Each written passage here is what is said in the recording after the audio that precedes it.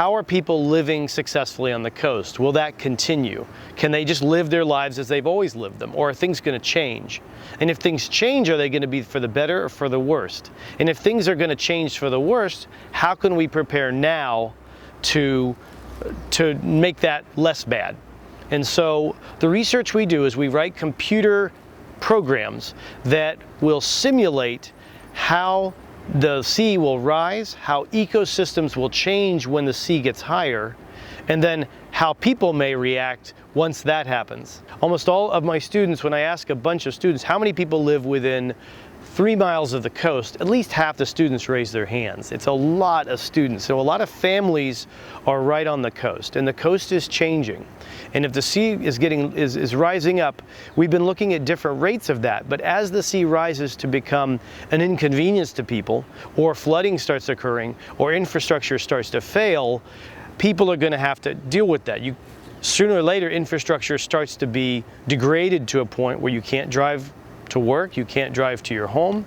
It can also be that the different connections of water, electricity start to have problems.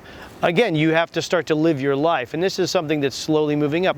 There's challenges right now in parts of Miami with blue sky flooding. We have a beautiful blue sky today, and in certain parts of Miami, if the tide is high enough, the road is underwater. It may even be 2 feet underwater, but there's been no rain.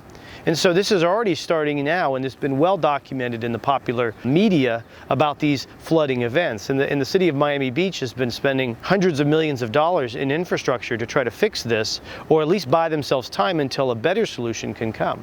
So again, it's affecting people right now, not so much in North Florida, though on the coast in Cedar Key and in Matanzas, where our research shows, the people who live on the coast are noticing. We've asked stakeholders, have you noticed that the sea is getting higher and higher? And people have almost always said yes. People of all different types, of people in business, people in tourism, retirees have all noticed these things and are starting to say it's impacting their lives now. Well, depending on which model scenario you're looking at, it may be a slight inconvenience or it may be a large-scale inconvenience. And so those are the things that we're trying to look at, is who gets affected and when, and what can we do about it.